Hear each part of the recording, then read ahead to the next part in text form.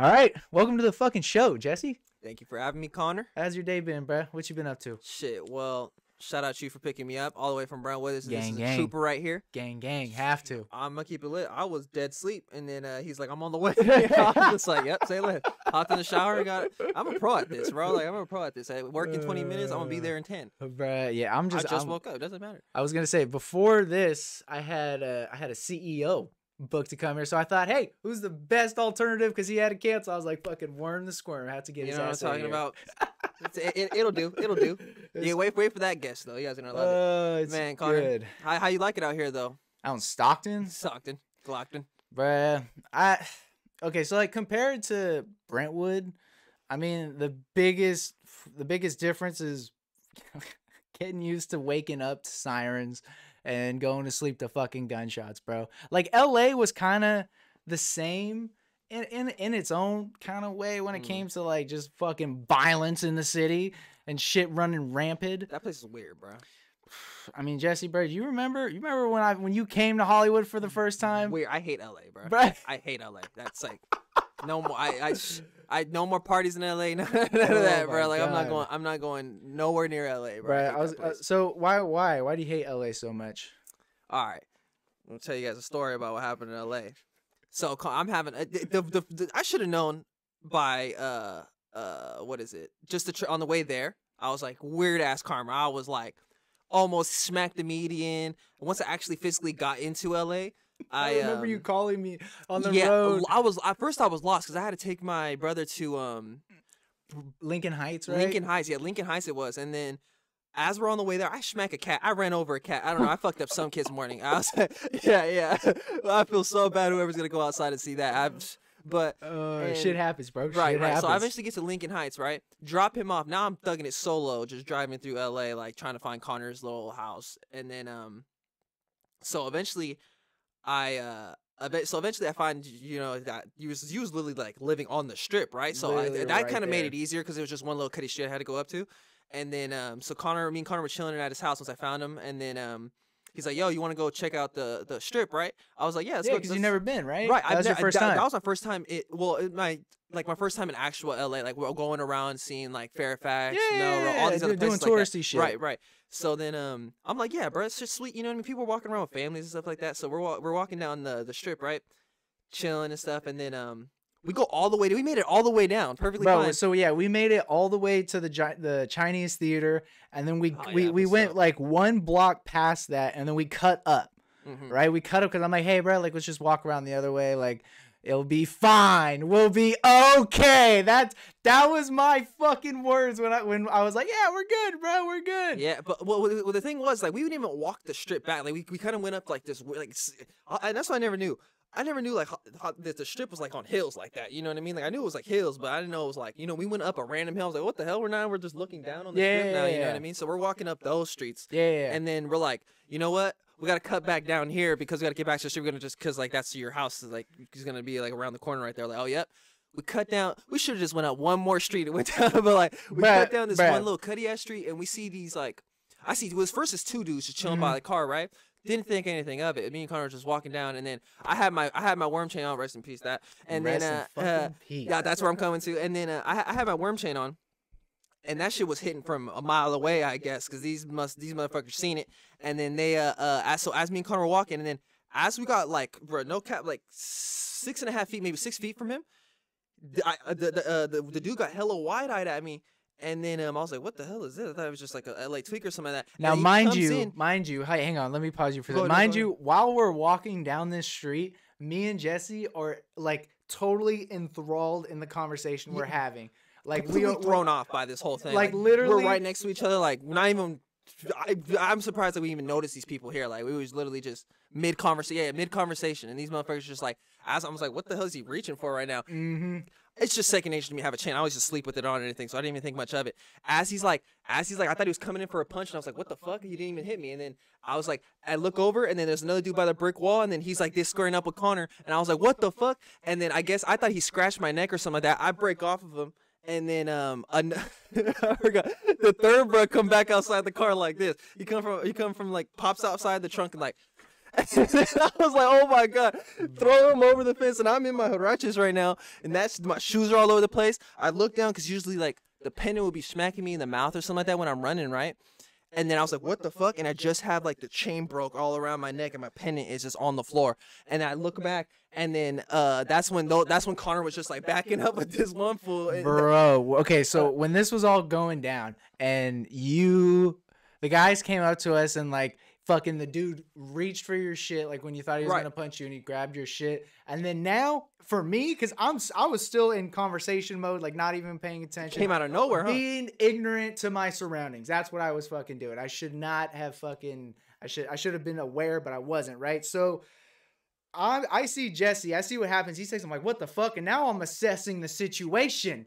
I'm getting my bearings because I'm like, what the fuck is happening? We were surrounded, bro. Like there was bro on the brick wall right there that you was getting in with, and there was bro right here reaching for my chain, and then another dude just hopped in front. Like that dude was hella tiny. Like I think I fucked up my elbow on him because when I tried like moving around him, I think I hit him or something. Arm. My whole arm got scraped because when he came and snatched your chain and then you like dipped off, I'm like, oh shit, I gotta run. I'm here by myself right now. Fuck. And then the little dude was like, bruh, this was not my finest hour. Okay. I'm 6'3". This motherfucker was like, I don't know, 5'6". But for whatever reason, my first thing was like, fucking run. Get the fuck out of here. Because I saw you ahead. I'm like, I need to get the fuck away from these fucking I burnt dudes. down my shoes. I was poof, poof, poof. I was out because I thought they were trying to take my chain. Bruh, so that dude comes up to me. He squares up with me. And I'm like, what the fuck? And I'm like, I'm still shook because I'm like, I'm not a fighter, bro. I never have been. I like to de-escalate situations. And this fucking dude looks at me, fucking squares up, bops me in the head. And I'm trying to run as he hits me. And then there's this wall. And I meander all the way to the wall because I'm fucking just trying to run and I'm tripping. And my whole arm just got cut the fuck up, and then I had that bump on my fucking head. For a while. That's what I remember because I thought it was bro on the blue windbreaker that fucking that was on that was by the wall because the small dude was in the little like gray windbreaker because that's when I thought like when it first happened like when he snatched my thing and then he just straight punched you. That's when I thought he held you back like it was like still stuck back there. I was like, oh shit, like we was gonna get it in right here, and then this was all within a minute or two. He's like picking the shit up off the ground, like trying to scrape his fingers. I'm like trying to grab my pendant, hops in the car, and they skirt off. Me and Connor we're like, well, that happened. Literally, bro. Literally. Keep walking. These people are like walking their kids like, bro, okay. What the fuck? Like, hey, I gotta fucking say something to that fucking piece of shit family that walked right past us. When all of this was happening, there was a family of like, I don't know, there was like two grown ass dudes and then like their two wives and they had like some kids. And we're like less than like 10 feet, maybe 10, 15 No, I give it like a cool 30, 40 feet because we was like in the middle of Were they that far away? Well, they're not. I mean, we could see our face. I could see their faces. So I mean, I just remember when it happened, and I look at the family, and they just look at us like, well, yeah, I don't blame them because I know the mom was looking like, what the fuck? She was more scared for her kids. Like she thought it was gonna be like, that, yeah, because LA, you know what I mean? People get shot over nothing over there. So it's like, they thought they was just gonna start turning it up over there because how they were taking the chain or something like that. We just, bro, like within seconds it was all over and de-escalated, and these people were just like, oh, what the fuck? Let me get my, get out of here. The thing that I was most scared of though, bro, was when you first got tagged by one of the dudes. And the guy backed up, and I saw him like he was either reaching in like his jacket pocket or in his pants for a fucking strap, and that was one of the things that I noticed where I was like, I didn't see that because as soon as he went for the punch, that's when I was like ducking. I was like, what the fuck? And he wasn't even going for the punch or something. I was like, what the hell? Now I'm just like, completely thrown off what was even happening here. Exactly. And then I was like, what the hell? And then that's when he fucking started like, you know what I mean, like trying to reach in again. And then that's when bro right there. I was like, okay. Fucking got up. The funniest part though is when we were walking down the strip, right? I called my brother. I was like, "Yo, I just got my chain took." Woo. And then yo, shout out Cruz. I remember I called Cruz after that. Shout out Cruz. Yeah, that was the first time I met him. I met him the day after. I met him the day after. Right, Cruz was ready to ride, bro. Cruz was ready to ride that day. Where the Earth Cafe? Earth Cafe. Yeah. That's where we met him. That place is actually kind of gas, bro. But so we were talking when we was walking back down to your house, right? Mm-hmm. This homeless fool behind us was just tripping, like, ring. These fools right here. I was like, what? I turned around. I was like, is this dude talking to me? I forgot about that. Fuck, bro. I remember. I was hella disrespectful to that guy because I was not. I didn't know. Like, he was just tweaking, right? But I thought he was talking to us. I was like, what's up? And he's just like, I'm not talking to you, bro. I was like, God damn. I thought you was just saying something to me. I was like, you know what? I'm on a whole different tip right now. I was just like, I'm just gonna keep pushing. You know what I mean? I'm like, what the fuck? I look like just fading a homeless dude up.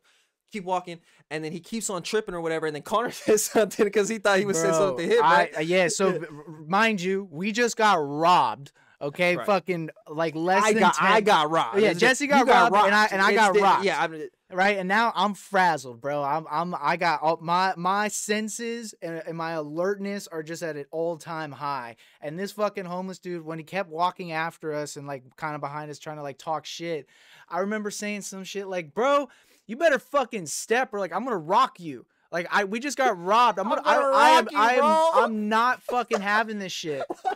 And I just remember being so fucking pissed off at this homeless dude who has nothing. Mind you, I had a place to go that night. I had a roof over my head. That guy didn't. Was I being overdramatic? I guess. I could have handled that better. But I just got fucking rocked by fucking 3 Mexican dudes in a fucking Honda. I'm pissed. I mean, you got rocked by 3 dudes, okay? Whoever they were, bro. Whoever they were. I just remember. Oh, yeah, this is South Beach ass fools. Yeah. I mean, bro, I don't know their names. All I know is the way they looked, and I'm just like, bro, fuck those guys. That just because that was your first night, and that just put a whole damper on the rest of the fucking time.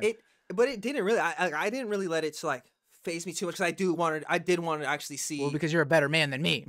well, even then, like you still. I mean, I think we had like pretty cool. Like the first night, we were just like, oh fuck them dudes, whatever it was. But after a while, I completely, even I can go to, I have no problems with like, you know what I mean, like whatever. Like I was able to have fun in Melrose or Fairfax and shit like that, going out shopping, whatever it was. No, the next day and after that, I was more mellow. You know what was the real robbery was paying $8 for a goddamn water bottle because it had CBD in it. So I was like, what the fuck? I was like, is there anything without CBD in it? Can I get a water bottle from like, I was going in stores, nothing, bro. There was no corner stores in Fairfax. I was only like a mile away. I was like, bro, I'm not gonna walk a mile to get a fucking drink because I was just like, I'm thirsty now. I see this fucking truck here. I was like, bro, there's no other stores just around here. I was like, this dude was just selling like fake exotic bags and then fucking CBD water for like $8. The fake Mylar bags. Yeah, like it would be like fronts or like all that extra shit like that. Yeah, it'd be like so I'm like, bro, this is the real robbery right here. And then about the store that I've never well, I mean besides New York, but LA for sure is like the shopping capital of California. Like I've never even been to like where there's just that many absurd amount of stores on one street though. Like bro, Melrose like and Fairfax, like it's a different like because consumerism is the fucking that's what we're built off. Yeah, of, yeah. right? Whole fake. It's a whole weird ass like community kind of thing going on there. Bro, it's in my opinion super weird. There really is no community in LA. It's all everyone for themselves, but it has one whole. The town as a whole is like on the same. You know what I mean? Like you can have a community in LA if you're rich as fuck and you don't go broke. If you go broke, that friend group. Hey, there's people in LA who are great people that I met, and I don't want to shit on everybody there, but I met a lot of pieces of shit. I met a lot of people there who like fucked me over and just had shitty experiences with, and like that, like that's everywhere. Like that's not just LA. It just tends to happen more in LA because like, bro, there's just more people, bro. Like it's ridiculous. Well, some people go with like these false dreams and shit like that. Everyone's trying to make it. Like, bro, I fucking went there on a false dream. I was like, bro, I'm gonna go to the fucking Los Angeles film school and everything, which. Mind you, I that whole experience at the film school, I really did enjoy. I thought, I learned some stuff that was super valuable, and I met some really cool people there. Living by yourself, like in general, like anywhere you want, it's just gonna be a monument, like a monumental moment in your life. Just like you learn bigger than what it was, like you know what I mean, learn bigger than what you just learned in school. You know what I mean? It's like your world expands. Yeah, exactly. Yeah, world expanding. See, the thing about LA though is like.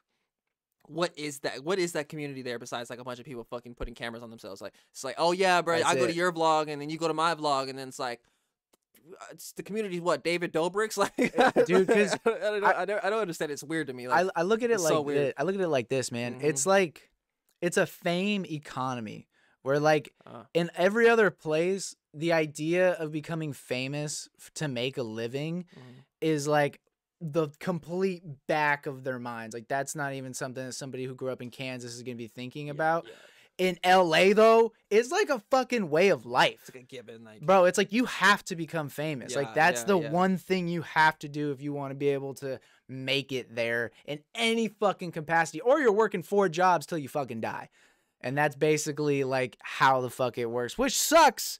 But I mean, dude, right now, especially after COVID, man, have you been to LA? No, hell no. Yeah, bro, have you seen pictures? I only go through LA. Have you seen pictures of LA? No, I seen it. only last pictures I seen in LA was post riot, so it was like Post riot. See, yeah, because I went down there when they were having the march on Sunset Boulevard, which I think they had 2 or 3, and I went down there for one of them to go film, right? Mhm. But because I got there late because I had to drive all the way from here to LA. I was like, ah, fuck, I right. It's been over, bro. Yeah, exactly. Yeah, bro. Because I wanted, Shut up late. yeah, because I wanted to go there to film interviews with, like the actual protesters, Right, and right. get their first view on like, why are you here? Like, what The march rather than all like the fires and bro? stuff, And that's what I ended up getting, right? So uh-huh. because all that stuff was already over, me and Cruz and his girl, we drove down Santa Monica Boulevard, and bro, I'll take my glasses off for this. The fucking sight that I saw will be burned into my skull forever, because it was literally just all kinds of people running through the fucking streets. Like, there was a radio store, and a dude walked up, fucking banged the window in. They opened it up. 10, 12 dudes run in and are walking out with these big ass amps and fucking Oh my $2, $3, gosh. $4, $5,000 speakers, just going fucking crazy, right? And I'm like, I am not interviewing any of these fuckers, right? So then we keep going down, and we're seeing people on top of their businesses with shotguns, AR-15s, just protecting their shit, like just being Yeah, like, the rooftop Korean type shit. Like that's exactly how it was, bro. Like it's really crazy, bro. dude, it was wild. It was absolutely wild, because I just remember that I was like, dude, this is like, I mean, I wasn't alive for like the Watts riots, you know, like when it Yeah, I was happened with like Rodney 90. King or Yeah, whatever. And I just was like, dude, this is fucking mayhem. And I understand like the you know, they're just businesses. You know, that shit's replaceable. But now looking back on like from that point all the way to like where we're at now, bro, that city's not coming back for a long fucking time because of that. Thank God. Yeah. That's fucked up. That's fucked up because it was a lot of private that like family pawn shops that got really fucked up to that. But Yeah, I'm gonna keep it lit. When you started like in we're like in Minnesota and stuff like that. Mhm. Yeah, you know, the whole place got the whole street just got burned down and all. Like you see, like those dealerships get burned down, but like I have no problem with you burning down a goddamn Target or a Chase Bank or something like that. If it's a franchise thing, I mean, I'm not tripping as much as a mom and pop. You know what I mean? Like I don't know what kind of insurance you might have had. I don't know if you got riot insurance, but or like looting insurance. I hope you got riot insurance on your I claim don't know what sheet, that. boy. Yeah, I don't know what they do. I don't know what kind of claim that is, but that's a whole separate thing. But yeah, that got way turned. But yeah, I had no business going down there, bro. Like I had no business going down there. There were, I went down there because shout out Dirty Glove Bastard, because I told them I wanted to go down there and do an interview and like send it over to them. But I because I didn't film anything, I ended up hitting my contact through them, and was like, yeah, bro, there was just riots and people with guns outside. Like I watch the news, bro. Yeah, I didn't feel safe, bro. I could not hop out that car with the camera. That shit would have getting taken straight out of my fucking hands. What was your last project with DGB? Dude, my first and only project with DGB was Rolling Loud, where I went to Rolling Loud to do interviews with artists. Which Rolling Loud? This was Rolling Loud LA 2019. Okay. Yeah. I remember. That was like when they had like when you were talking to like Annalie Choppa and all that. Annalie Choppa, Cash Page, Cody Shane, Doughboy, Zaytoven. Doughboy go hard. Zaytoven was probably the most wild one, because it's like, really? Yeah, because like I just was like, dude. Like, because I wasn't the interviewer, I was the camera guy. I wasn't doing that. That Cruz did that. And I was like, dude, Zaytoven, like, you made the beats to my childhood. Like, no, like literally though. Like, you know what I'm saying? A lot of his mixtapes were like monumental. No cap. You know what I'm saying? And that was like, for me, that was just like, holy shit. Like, that was a huge moment. But then I got fucked because of COVID. And every concert, all that shit got shut down. Oh yeah, you know, which was like, whatever. Did they have you plan to do another Rolling Loud or like? Dude, I was supposed to have like, I don't know, like 6 or 7 festivals and like concerts and stuff under like my belt of doing interviews and stuff. But you know what? Everything happens for a reason. You know, I mean, this COVID shit it's something that affected the whole world, and like. I don't want to sit here and be like, oh, woe is me because I wasn't able to go talk to fucking artists and interview them. Like, there's people losing all their shit. Like, I understand that was an extreme luxury for me to be able to go do that, and an extreme privilege. But I mean, Jesse, where do you think we're ever coming back from this, man? Like COVID wise in America and where the fuck we're at. Like, do you think we're ever gonna be back to where we were in any capacity? Yeah, but not to like where exactly how we were. Because like, when you think about it, like where we were like a year ago, or like, I mean now like a little over a year ago, it's like what the fuck? Like I had no problem sharing a drink with somebody or like sharing a bottle. Oh, bro, drink that shit, whatever. Like now I'm a little Exactly. weirded out about it, but I'm thinking more of like since the pandemic. I've seen all these people cashing out now. Like I'm talking about they Yeah. hitting, but like. So that's where I was just like, that's what I'm thinking. Are we gonna come back from that as like a, you know what I mean? Like that's what's gonna be playing a big role in the whole thing. Whenever how how much money they're giving out and stuff like that. I don't know how they're gonna plan to bounce back, but then again, they did this shit in like 2006 where they just bailed everybody. So I mean, I have no business in the whole with that whole end of the politics, but I just know someone's gonna get bailed out some way somehow. I think we'll be all right. Something much. I feel like I'll be all right. I want to lean into that a little bit more. So like, cause you brought up the bailout and what happened with like the housing market and how all these big ass companies who had all of our home loans had to get bailed out. What do you think of what happened with GameStop and that fucking hedge fund, bro? Like that was the perfect fuck you to the man that I'm like, fuck yeah. I love that. I love that part of it because it's like what do you want to is that a capitalism? A narco capitalism? I don't know whatever you want to fucking call that, but that shit was dope. I never really looked into it. I was like, why? I just knew GameStop was one of the worst stocks. So it's like a meme stock, you know what I mean? Like Dogecoin and shit like that. Now the Redditors are like fucking telling people to just invest, just dump it. Like millions of people. And I don't know if people are doing it as a joke or now that they're capitalizing off the joke, or I'm just completely lost with that whole crypto thing right there. But all I know is just dude, the games here. I'm gonna break it down and bust it up for you, bro. Okay. So the GameStop situation and why I'm just like I'm in awe that like as human beings we were able to stick it to these pieces of shit that own all of our money is because so GameStop, their stock before all this shit happened, 102% of it, so more than 100%. So all the stock that people own in GameStop was basically set aside, like was basically allocated to like that stock I'm gonna short you on. So 100% of their stock was everybody betting that they're gonna do terrible. 100% was all these hedge funds people and everybody saying, yeah, you guys are going to go down to shit. Fuck you. And we're going to capitalize off of that because I don't give a fuck if GameStop goes to hell. All I care is that I can make money from you guys going to hell. Okay. Like that's basically what it was like. Bro, yeah. So that's the hedge fund people. Right. And then Wall Street Bets was the Reddit page that like put all this shit together and got this going. They were like, okay, fuck you guys for thinking that GameStop's going to go out of business. This is our childhood. We are the people. And they got all these fucking traders together to pump. So those hedge fund guys who had all their stock betting against GameStop lost millions, probably billions, if I'm being real. Holy fuck. Because we got together as human beings and we're like, fuck you, hedge fund people. We're sticking it to you. You have all of our money. You're fucking over the middle class and the lower class for fucking years. Suck our dicks.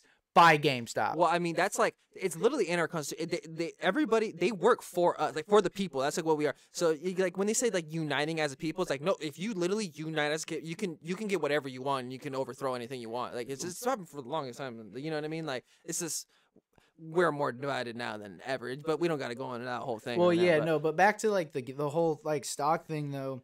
The thing that sucks, dude, I love it. I fucking love it. I heard that they're now like not letting some people buy stuff. Bro, Robinhood, they stopped the trading of GameStop and I think AMC as well because they did the same thing to AMC. And I don't know if Dogecoin yesterday you weren't able to buy any. I'm not too sure. But that's not even a part of like the Wall Street Bets thing. That was just a fucking meme gone fucking wild. Your brother's the one that told me don't buy Dogecoin in like 2017, 2018 this is when I was working for Just Energy and then we were just like doing random like investments here and there. Me and my homie Hugo and all them, and then they would like just random calls. But I remember I was at DHL when the Bitcoin the major dip at 3,000, and I was in the bathroom at DHL. Right, I used to work there. And then I was like, oh shit, and my check didn't hit. I was like, god damn, I'm damn near broke. I'm just gonna put like 300 in this shit right now. Bought 300, and then the 2 days after that, I bought another 200. whatever it was, went broke. I was just like, it was hovering at like 14, 15 or something like that for the while. So I took out my money and made like barely, just a couple $100, you know what I mean? But I didn't know I left $7 in there. So I cashed out in April. So I didn't know I left $7 in there or something like that. Mhm. So I'm washing my mom's car the other day. Yeah. And I'm just on my iPad, you know, just fucking, because I took it to the car wash or whatever, and I'm looking at my Coinbase. I was like, what the fuck? How do I have $40 just chilling in my balance, right? I look at the thing, bro, I swear to God, I left $7 in there, and it just accumulated up to almost 40, it accumulated to like 40-something dollars. Even though it's just $40, like, that's still, but like... it goes to show, like, how much, like, because that shit hit 40,000. Like, I was like, God damn, like, I should, like, you know, I was an idiot to not keep my money in there. I mean, but, dude, imagine... like I said, I don't really care. Like, I really don't care about this whole, like, the stocks and stuff like that. Like, if I can take an L on it, I only care if I, like, can super capitalize off of it. Like, if I lose a measly 1,000 or something like that, it's like, yeah, I can make that back. You know what I mean? For like, me, at least since this has been since like March, April of 2020, when I got back home from LA, when COVID went, or I started going crazy, and I was like, okay, like, I'm moving out of LA, like, I'm gonna go back here to Stockton, is when, like, I started getting more into it. Just because, you know, like, my brother's company, Playbit, shout out Playbit, go subscribe to that right now, because that literally, is the fastest growing trading community there is. Get money, literally, like, you wake up, get money, and get to go back to bed. Exactly. But, so it's a community. I'm going to talk about Playbit for a second here. It's a community of like we're reaching, I think it's 10 or 11,000 traders, and it's active almost 24/7 depending on, you know, the trading time, and we cover everything: crypto, option trading, long-term trading, penny stock trading, whatever it is you're trying to get into. Like, join this community right now, and that's playbit.info. www.playbit.info. Go to that website right now. I'm going to put the link in this video as well. But back to the trading discussion, though. For me, man, I like trading just because it allows me, like, I mean, I can work from the house. You know what I'm saying? That's the best part. That's everyone's favorite part. It's just like you having to be awake from 6 to 9 o'clock at the latest, and then able to go back to bed or start your day, whatever the hell you wanted to do, and you've easily made like, well, I don't know how much you risk, but average, like, join Playbit, you get like $1,000, but like, you know what I mean? Like, you can easily make like what, like, you're like $1,000 in the morning, or a couple $100s in the morning, or to even a couple $100,000, like, whatever, however you play it is how you play it. But like, yeah, that's actually why I like the Playbit cool, because I checked it, I checked a couple of their like tutorials, like their books and stuff like that. They have like super beginner, and then it's like expert, advanced, it goes just different levels of it, and like all different levels of like trading and shit like that, which is like insane. I was just like, can thoroughly like explain it to you without having to like have a sit down with somebody and like, okay, bro, you gotta read this candle wicks like this, and you gotta woo. It's like, that's another thing. I mean, I'm not too, you know what I mean? I'm more of a guy with like an instinct now, you know what I mean? Like, I'd rather sell you whoop and get the whoop, you know what I mean? Like, rather than have to you like to buy sit and then get merchandising, you know what I mean? brother. I'm no distance, because that passive income is the best way to how to get money, you know what I mean? Like, everyone, like, you know what I mean? Like, having multiple, like, that's how you just accumulate money. But I think way like a child almost, like, you know what I mean? Like, where I was like, yeah, I'd like to have an abundance now. Like, you know what I mean? Like, but that could help more down the road, you know what I mean? Like, I'd rather have an abundance now then, and then another thing comes and I get abundance off of that, and another abundance off of that, and then, you know what I mean? Like, oh, Jesus Christ, bro. That's, no, you're right. Yeah, you're right. demise to me, yeah. That's the rise and fall of my bankroll.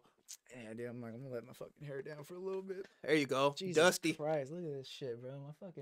I always forget how long my hair actually is until I wake up in the morning and I take my bun out. I'm like, Jesus fucking Christ. Look like you from Kansas. Yeah, dude, I look like a fucking redneck. Look at my shit. Pretty sick. You got like 2 DUIs. Hey, you only get 3 of them. Make them count.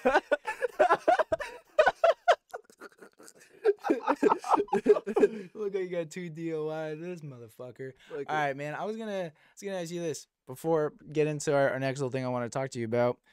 Do you know what a moa is, or what it is? It's like something scientists discovered, but like no. So Jesse, before we go into this, let me see if I can spell this. Moa. Do you believe in extraterrestrial life, my man? I do. You do? So Oumuamua is the first known interstellar object detected passing through the solar system, formerly designated as 127U1. It was discovered by Robert Wyrick, using the telescope, and it didn't give me the fact that I was looking for. Either way, this right here. So let me show this so you guys can all see this. Who's watching the pod? Pull it up, Jamie. This is Oumuamua, which, when we've discovered this and this guy found this object is 90% more reflective than anything we have found in like near our solar system, period, which indicates that it's like a reflective metal, which means it has to be refined, right? Like you can't that means like somebody had to have made this, if that is true. But looking at this picture, which it does look like a giant fucking turd, this is the official picture right here. Well, I mean, when it's around, even if it, like, say if it was off a alien spaceship or something like that, think about what space is. It's just just thousands of pounds of pressure every goddamn corner. So if it chips away at a couple, you know, to make it look like, you know what I mean, you gotta take into consideration that came from hundreds and hundreds of thousand light years away, probably. Like, I don't know. Like, So do you think this is an alien spaceship? spaceship, no, but I do think it's a part. I either a part or either way, which is still sick, is like that could have elements that we have never even seen on Earth. You know what I mean? Like that would be dope as fuck if we can see that. Yeah, could cure.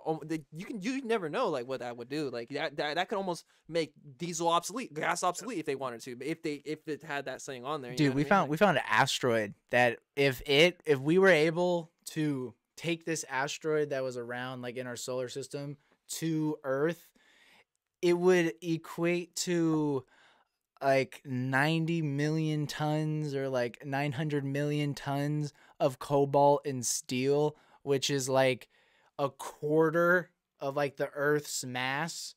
And like say we were able to like get a rocket there and mine it. Yeah.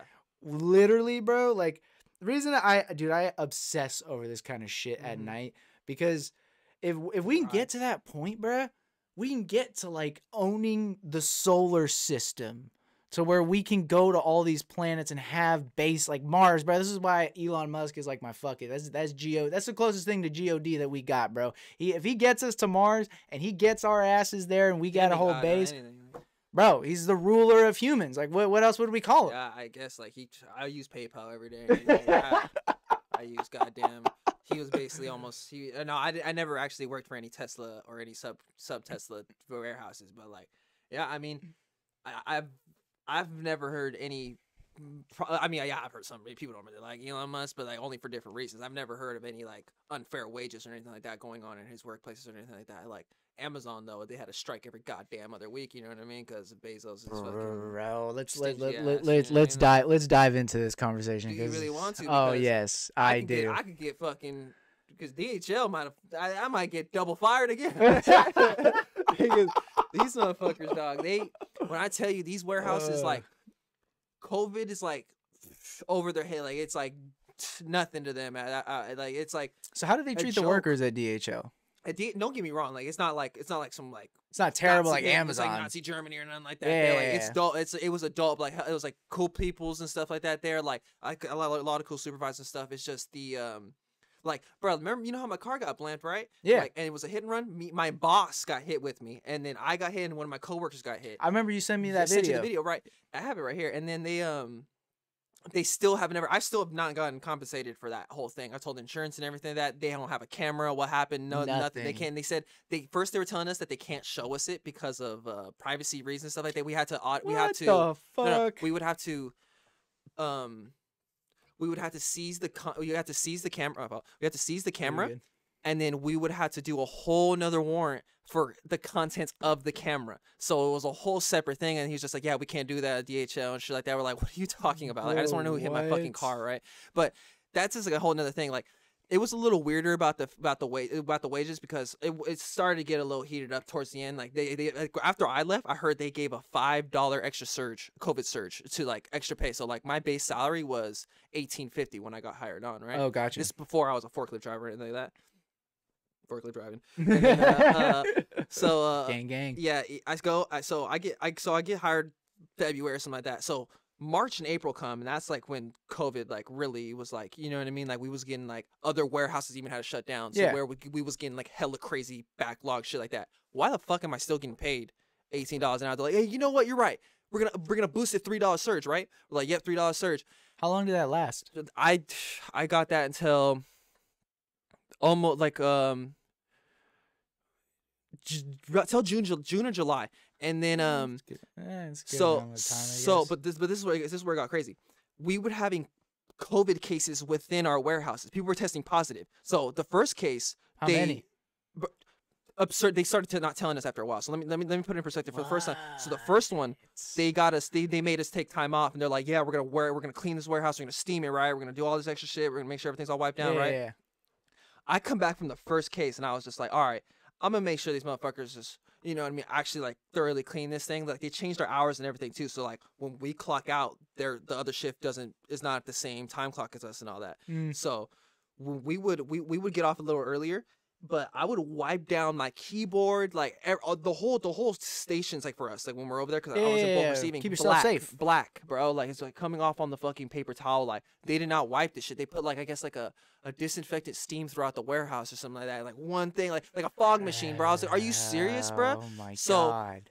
Another case after that. So and that wasn't even 2 weeks from. So wait, before we go to this next one, Uh-huh. with this first incident that you had, like, did anybody bring up this to like manage? Like, did you bring this up to management? This is what they had the cases. What we were told from management. That's how we found out. We But like, wasn't but nobody's doing their part. Nobody's doing what they're supposed to be doing. They're just like, all right, guys, just keep it composed. They thought it was like, you know, it's just one. You know what I mean? But Yeah. like, this is like, I don't know if this was before like the whole 2 week thing, but like, yeah, this is before the week was over. We had another positive COVID case. So that wasn't we were like, damn, what about in 2 weeks? Like when what is really gonna be like when the symptoms really start showing up? You know what I mean? Yeah, it just swept it, bro. I guess we had like 4 or 5, and you had to keep shutting it down. And then they're like, we can't keep shutting it down. We're losing production, and then we're backdating hella times. We're like, okay, we're just gonna basically they offered incentives and shit like that where you show up 2 full weeks. No perfect attendance. They add a $2,000 incentive like on top of your check, right? Profits so over people. They started doing that shit, right? Profits over but that was only people. one incentive. Like I was like, okay, so 2 weeks out of the how long is COVID gonna happen? Like, shut up, brother. You need to give us like actually like something, right? Hell After yeah. I left, I guess they started because everybody started like they're like, bro, this is not a safe environment for me, bro. Like there's this like I'm talking. It really wasn't though. Like I'm talking about people were coughing. People were like our supervisors even were not safe. Like he would have to like. I was gonna say, off, at DHL, was it super close quarters or was it very open? Open, yeah, It was pretty very open? Small boxes, a little, just like there's different. I wasn't receiving, so Okay. like, receiving is probably where you're gonna be a little bit more like close to each other quarters, because yeah. there's the smaller boxes go to one end of the warehouse, one end of receiving, and that's where like everyone's like in their own like it looks like a cashier state like they can go to like Winco or something like that. You know, Gotcha. beep, beep, beep, looks like that, and then there's a bulk receiving. That's where I was at. And then that's where we get these big ass crates and stuff like that. So we're able to go around our mobile stations. So we're alone in the crates and shit like that, doing everything or over where we need to do. You know what I mean? So after doing that, it was just a bunch of bullshit. I'm not gonna lie, like I was like, you know what I mean, superstar worker. I was my first time ever taking a days was in the was at work. Like shout out. Bro, because I remember when I was working, and dude, I worked there for like 2-ish The warehouse? months. Yeah, FedEx, yeah. FedEx ground back in like I think it was like Santa Clarita, wherever the town is, like right before there's a big merger on the 5. And this was like when COVID was happening, and bro, I just remember the fact that like, you know, you had to wear your mask throughout work and shit. For me, because what I did was there was like the conveyor belt, so kind of like receiving like what you did, but in a way, but where I'd, you know, take the package and then I'd scan it and be like, okay, it's going to go to this bay, go to the bay, put it there. And then I'm just doing that all fucking day. Right. And and I was telling you in the car how if you weren't at a certain pace, you would get fucked. Like just packages would start piling up and you're just like, then you're having to run, literally sprint back and forth with like 30 to 60 to 80 pound packages of like fucking dog food, dildos, whatever the fuck people are buying online nowadays. I don't fucking know. I wouldn't doubt it. I heard about that shit. Yeah. Bro, and then after like my first week, bro, I'm like, dude, why the fuck do I feel like I'm a construction worker? My body is destroyed, and I'm just moving boxes all day. Like they're working me like, oh yeah, my that warehouse God. job, dog. It's real lethal for no reason though. But I would never do like, you know what I mean. Like I was never doing the extra of that. I think that's why they fucking hated me here. Like and like me at the same time. Like I would straight up tell my boss, hell no. Like if it's like, you want me to count 300? Isn't that what we got the new people for? Like, they're not even certified on a forklift. God damn it! Like, oh my fucking God, man, but bro. I don't know. I'm not like I don't really care. Like, that's again. I was like, I don't drink, so but I only drink when I feel the need to drink. Yeah, I was like at work when you feel it in your body, it's like, oh, I need a tall boy. Like I just like, and I found a liquor store that sells me to like fucking that was selling me some drink. How close was that to the DHL? How close was the liquor store to the DHL? Dangerously close. Like walking distance? No, like... not walking distance, but dangerously close. I can make it back to the warehouse in less than 5 minutes. So yeah, I get in a car. They know who they're targeting, yeah, boys. They know who they're targeting. They exactly like my Habibis fucking with me when I went in there. I was like, let me get a yerb, let me get a tall boy, and then a little Daisy's little fucking turn that off, and then like some little fucking treats or something like that, right? And then the what is it? I would come back in like lit though. I'd be like, oh shit. I was like, what's up, Rishni? I was like, where you need where you need this pallet right here? He's just like, yeah, you need to take that up to like I'll go up to take that up to the big man. Exactly. I'll take that up to picking and shit like that. And then that's when I'd see Bam and all them, and I'd just be kicking it there, just bored, bro. Like they'd be 50 feet up in the air, like I'm like, yo, it's fine. Yeah. And they look down, they hit the puff fan, like, yeah, bro. That job, like I said, like it was like at one point it didn't even feel like before. All right, we're back in it. Welcome back to the fucking second half of this podcast, bro. Chicken break. Hell yeah, we got. So Jesse, lay down some facts of what we just ate right now. What was that gas ass meal that I showed you that was stocked in homemade? All right. So, Brentwood, we don't got much shit. So yeah, so this place called Nash Chicken. Nash and Tender. Yeah, Nash and Tenders. That place was hit. Shout out the ladies working there because they gave me these little fine little honeys. someone gotta get them. So they gave us these just fries with chicken and a bunch of stuff on there. It's like what Wingstop makes, but better. It's like actually good. Hell so I was like, damn, they put like whole coleslaw and stuff like that on there. It was pretty gas, but I got it too high, I think, bro. Yeah, too high. Why? I got it too high. Your lips on fire? No, my face was all sweaty. But I guess you're right. It's a sign of like it way too hot for you when your lips are starting going on fire. I was just sweating. I was like, oh my god, bro. Like I usually have no problem with spicy food, but that shit was like. I forgot if I asked you. I never took you to Dave's Hot Chicken, right?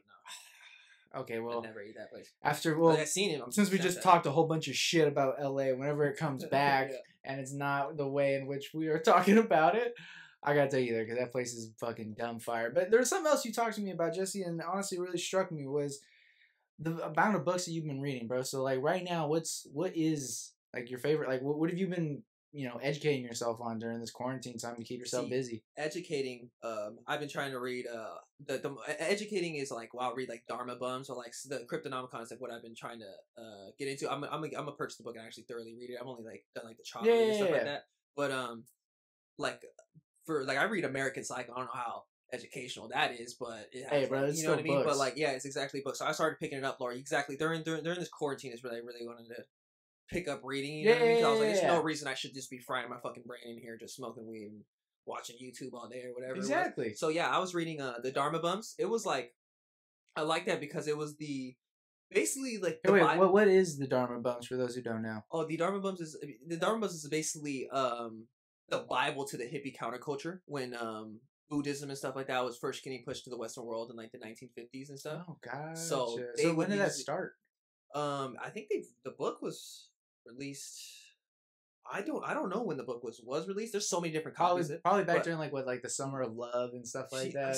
Type shit like that. And then it was like 80s or 90s when it first came out. But it's about the story of like these two dudes go travel up the whole coast, starting from like tripping balls in a jazz club in San Francisco to going all the way up the coast to Oregon. So basically, it's just them finding nirvana in themselves. You know what I mean? Gotcha.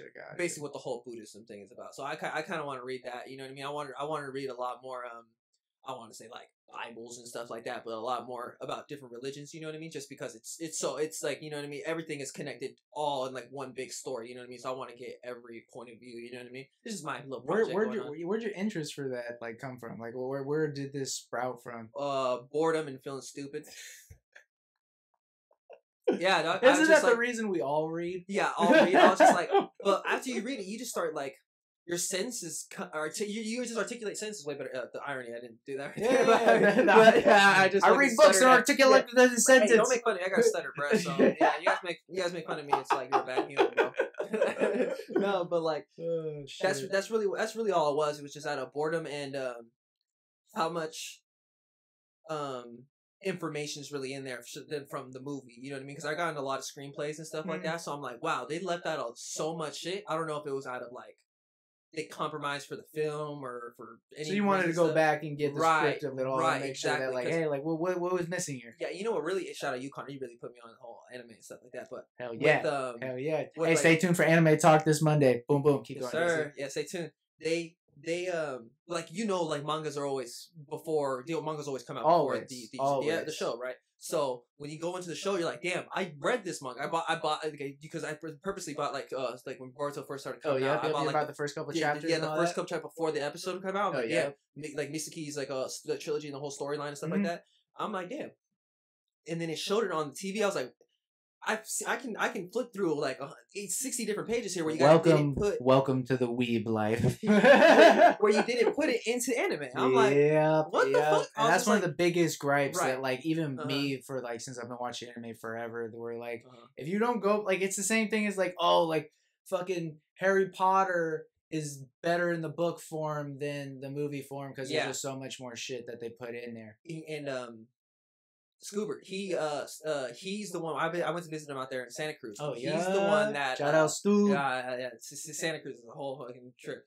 And then but he's in like a film class or something like that. I basically just had to write a whole thesis about or like a whole fucking paper about The Godfather 2 and like the basically why it's so good and how it's so good. Basically, I was like, damn, I didn't, you know, I mean, I always knew people were like doing it, but like to thoroughly see that whole way through and have like one of my close friends actually like break it down and like why it was this way. You know I had to do that at the film school. Yeah, exactly. Like I find that so cool. Like I really do find that pretty sick. How like diving in and like analyzing it, and seeing it like seeing like my brother was telling me too, like the Odyssey, like how it's like every movie was kind of based off of this, you know what I mean? Like the protagonist, and then you see your fate, and you know what I mean? Like it's like a set amount how you make a good movie, you know what I mean? Like yeah, that's a lot of things, but yeah, friends and family, dog. That's what it really is. That'll put you on. That'll stop you from being, you know what I mean, going too far, or you know what I mean. Just take all your surroundings and you know what I mean. Take off everything, you know what I mean. Yes, sir. Yeah.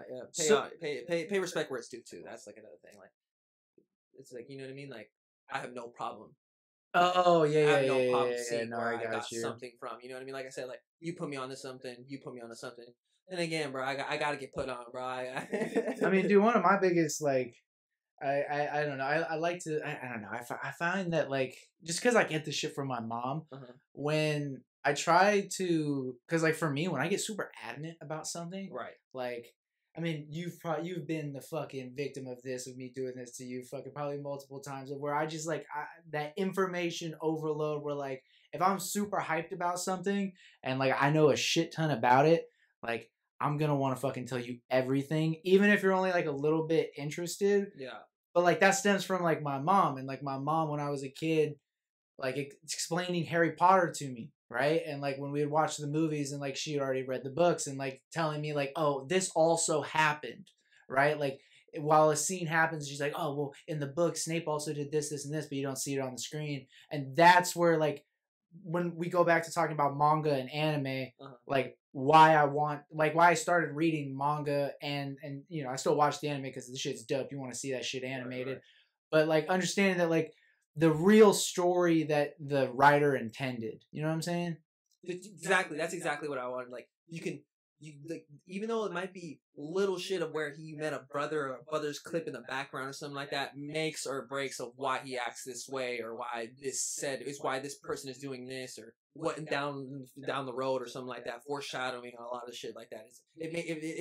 That's like if you can't get if you stray too far away from from the actual novel or the screenplay, whatever it is, Yeah, you're not gonna do too good. You know what I mean? Because the book can do numbers, and then your movie could be shit. Percy Jackson is a 100%. perfect example. Of that. But I mean, like 100%. I And never, that I first never, movie though, I thought the I first never one. read Percy Jackson and stuff like that, but I just knew it was always a big, everyone loved it, like Maze Mm. Runners and stuff like that. But I think that did pretty good in the movies. And stuff, I just but, remember like because when you brought up Percy Jackson, yeah, that like that first movie when it came out, I was like, all right, Good this funding. is, yeah, Yeah, this is like- kind of cool. This might be dope. Second one came out, I'm like, this is fucking Dog trash. I shit, don't even huh? care about these fucking actors anymore. Like these guys, I don't care about the story.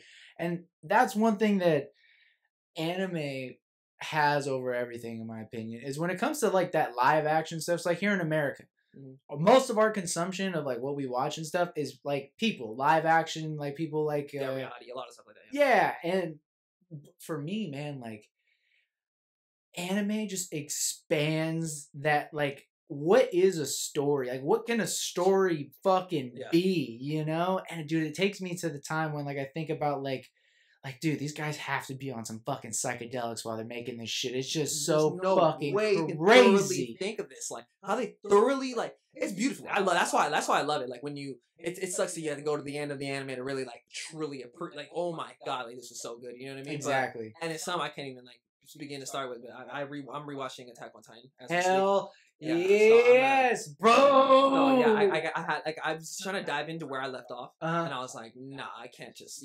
I gotta restart. You Yeah, have bro. to. Dark. You It's such a have dark to. anime, but it's so good. It's so good. Dude, season 4, bro. So, have you read any of the mangas for Attack on Titan at all? Yeah, yeah. They're done. I am pretty sure the last chapter. It released. Yeah, if it's the last, yeah, it might be the last one, and they're gonna do like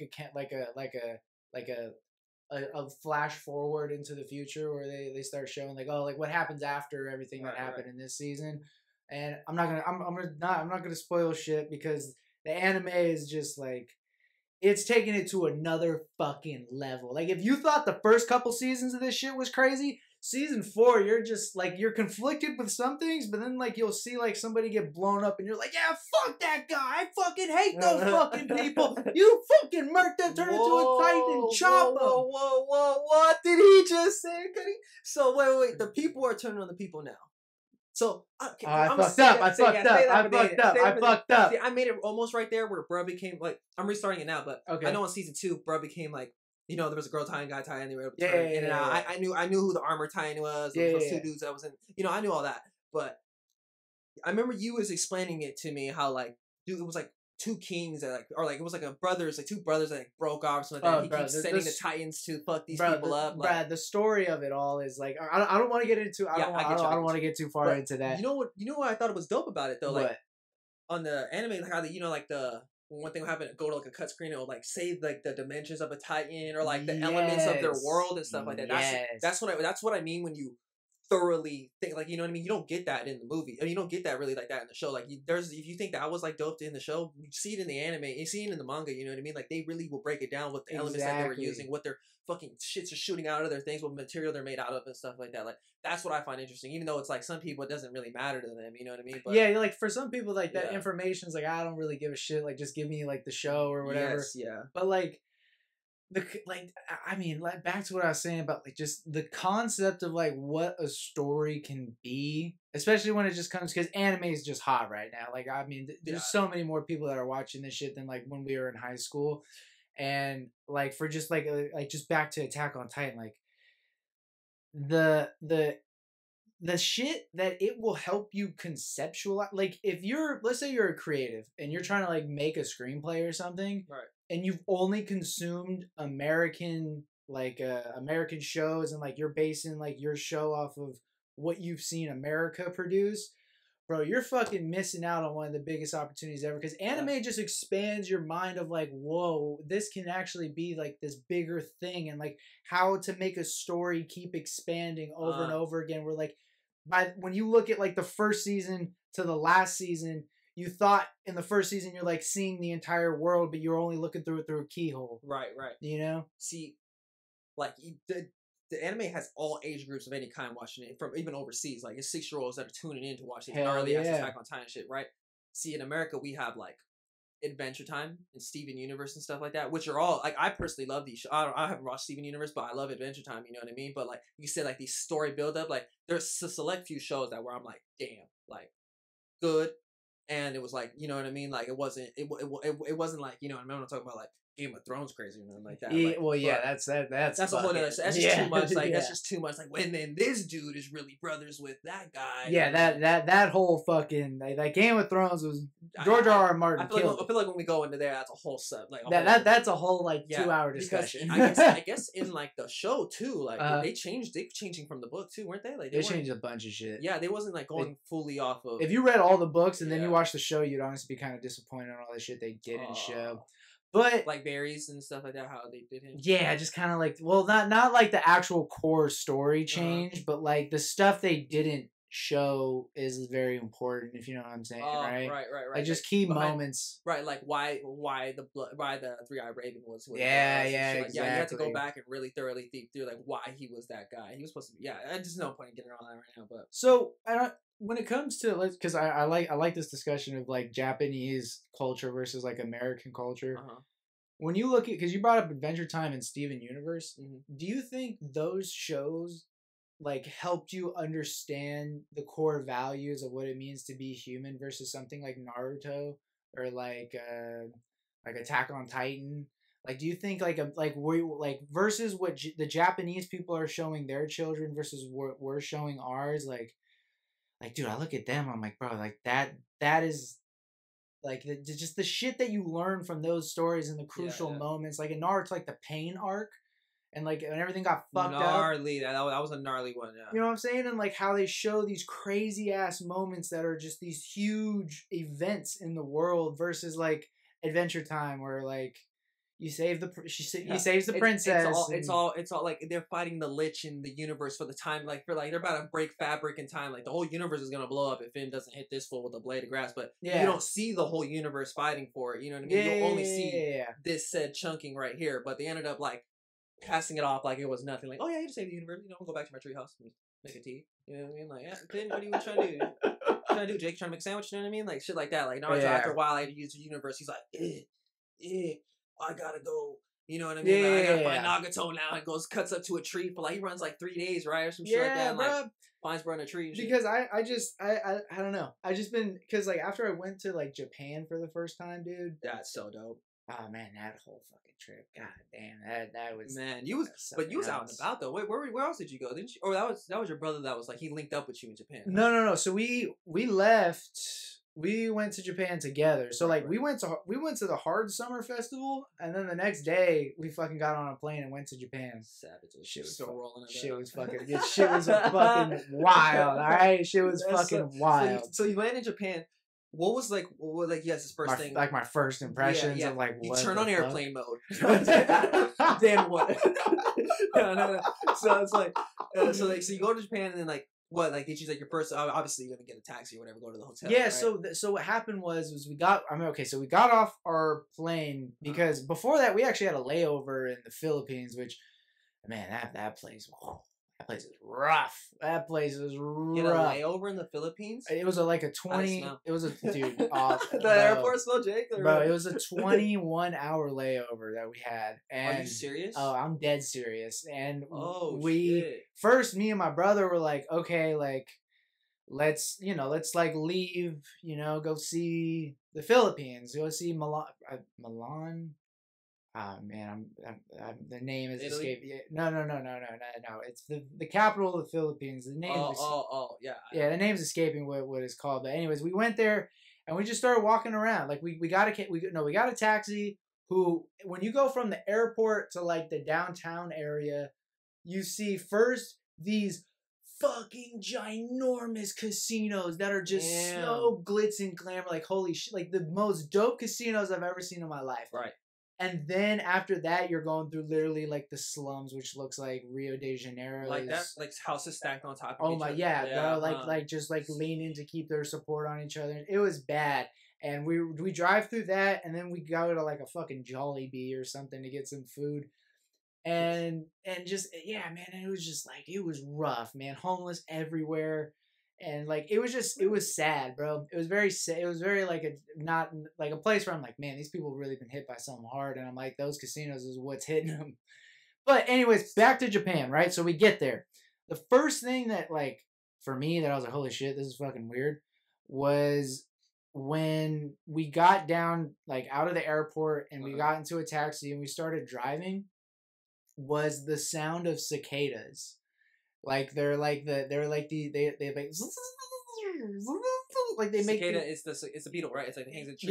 you know like Naruto filler episodes where it's yeah. like that thing, like it's like a I mean they rub their hands together to make this crazy loud sound. Mm-hmm. And that I was like, holy shit, I'm in a fucking anime episode right now. This is fucking weird. And they're 24/7. They're 24/7. They do not stop. They don't sleep. Like Where are they? They're just in the streets, just chilling, like everywhere. Like... Bro, they're cicadas, from what I understand, they're not native to Japan. So it got brought over and they fucking rampant. From what I understand, they might be native there. I'm not 100% sure, but that's what I remember reading, that like they're not. Like they were brought over and they fucking just went everywhere. I mean, it must have been a healthy environment for them. They was able to thrive in there. They fucking thrive, bro. They thrive. But the thing that was the most wild about Japan was how many goddamn hentai and sex shops that are literally everywhere, and they're packed. Yeah, that's packed to the fucking gills. Whoa! Oh my god, dude! If you want me to keep going with this, I will. But yeah, I mean, I seen a video of this dude that was like, dude, they're what is it called? They're called There's like a culture in Japan. They never leave their home, like straight up. Oh, like the hermit culture, like it's hermit culture, right? Yeah. And these zoos are like the leading. They're like the number one animators for this hentai shit like that. They're getting hired on from all these people. And he's just like, yeah, bro, I've started 3 different like this hentai kind of comics and stuff like that. And only one of them taken off, but that one that took off, it took off. They make because the thing that surprised me the most, bro, was like Japan has a huge problem right now with men and women like not having sex and making kids. Like they're having more deaths than they're having births. So like more people are dying than people being born, which is bad for your economy. Makes sense. You know, you know what I'm saying? That makes sense. And we walked into one of these shops because I'm like, fuck yeah, I want to see what it is. Like, and they have like fake asses and like just literally like anything you could like think of like a sex toy, they fucking had it. And there is probably like 40 to like 60 men in a place that's like probably a little bigger than the studio we're in right now. Just jam-packed. By the way, that is shoulder to shoulder, not COVID. Yeah, that's pre-COVID. That was pre-COVID. Yeah, that was pre-COVID. Yeah, you did go pre-COVID. I went right before, but yeah. So that was like the biggest. That was probably one of the biggest shockers where I was like, wow, like. Men here are just, they don't have any kind of confidence. They're just like, okay, fuck women. I don't need a girl. Like, I'm going to have hentai my whole life and then save up for like a sex doll that can fucking make me food in like 20 years. Like, that's kind of the mentality that I'm seeing of where the fuck their culture's going. Jeez. You know? And nobody talks. Nobody talks. Yeah, like on the subways and stuff like that too. It's like a quiet trip, huh? Everywhere. Yeah, I mean, I kind of like that, but I kind of like, it's kind of weird, you know what I mean? Like, everyone is minding their own business. I heard these people are really like the nicest. Like, oh, you're good.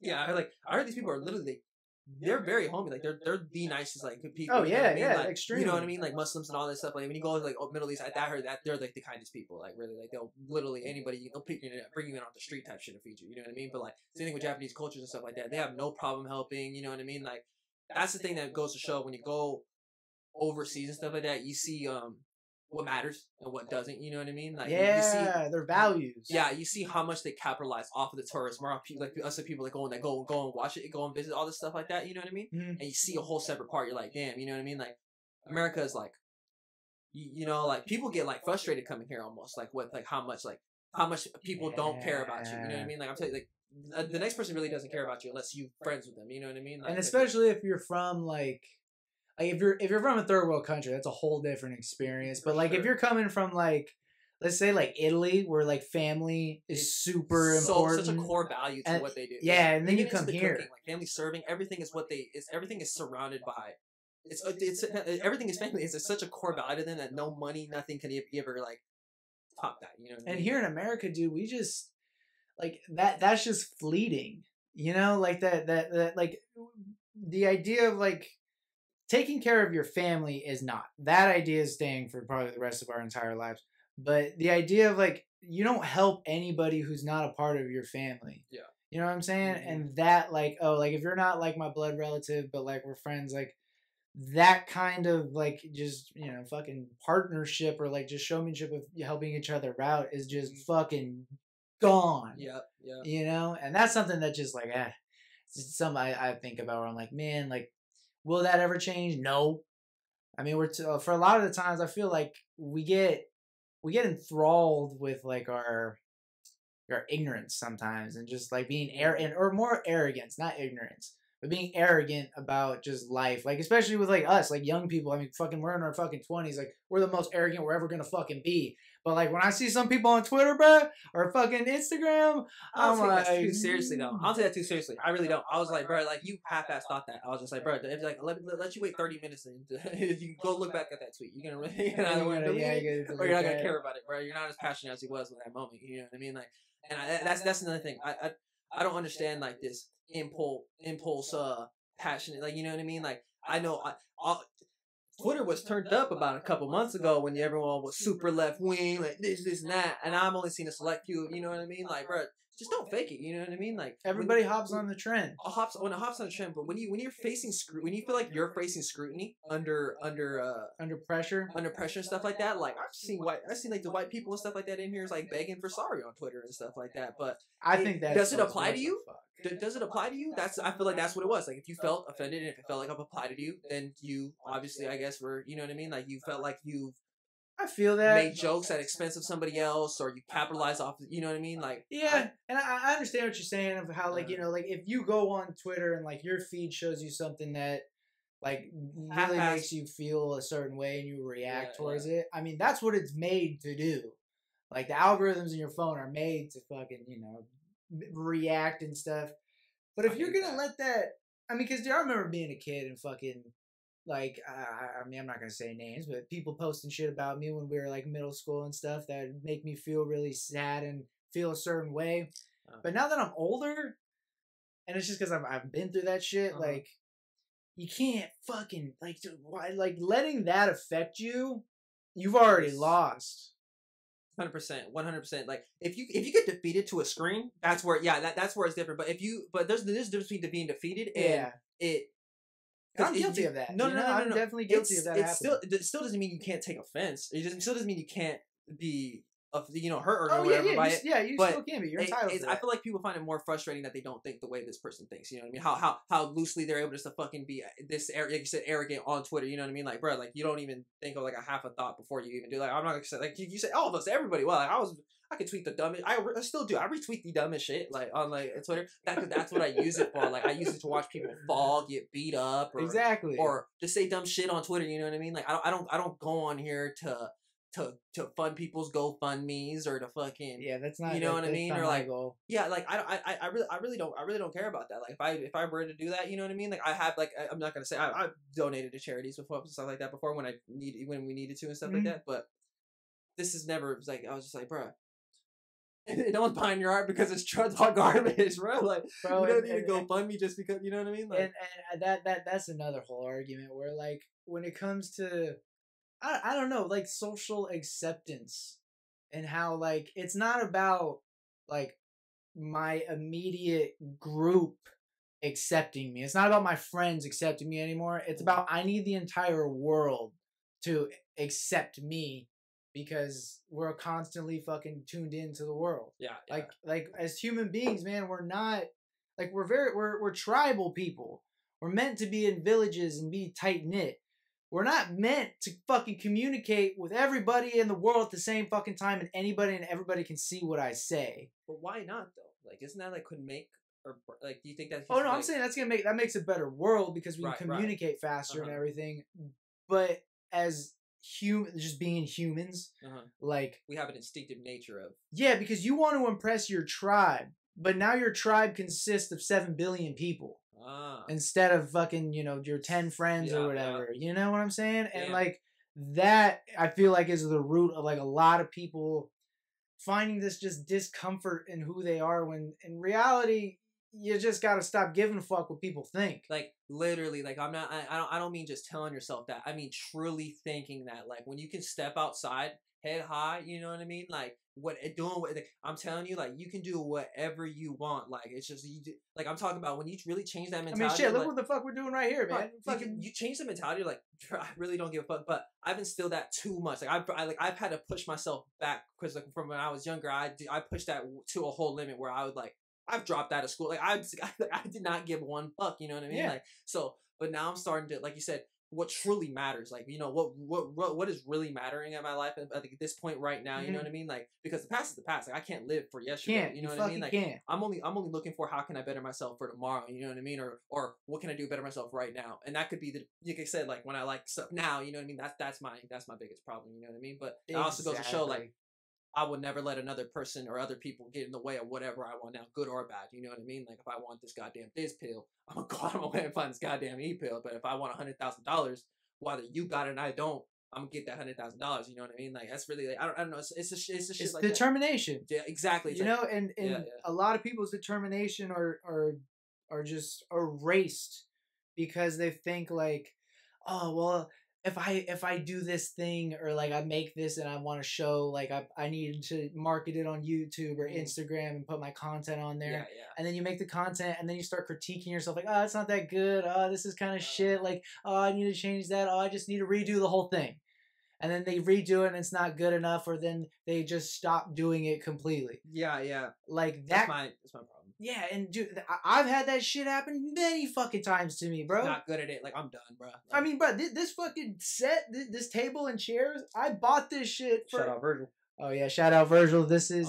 table, this is that Marquet Rad table and chairs. But I got this for another show idea that I had a year ago. And I didn't do it. I dropped the ball. I bought the shit. I bought the cameras and I got what I needed.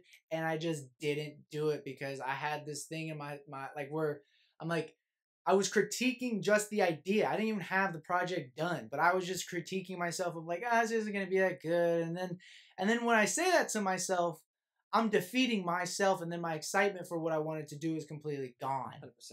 You know? Yeah. So you know what? We're hitting another 30 minutes. No shot. Oh my god. So you know what? We're gonna close this out right here. Close it on a great note. And basically, everybody, don't fucking let people tell you what to fucking do. Fucking do it. You know, Jesse. 100%. Jesse, any last words, my man? Not to you people. To Connor though, thank you for having me, bro. I appreciate it. This is dope, bro. Yeah, I really did appreciate it. I'm gonna be back on here soon. Oh, dude, we will have. I'm gonna have you back on here.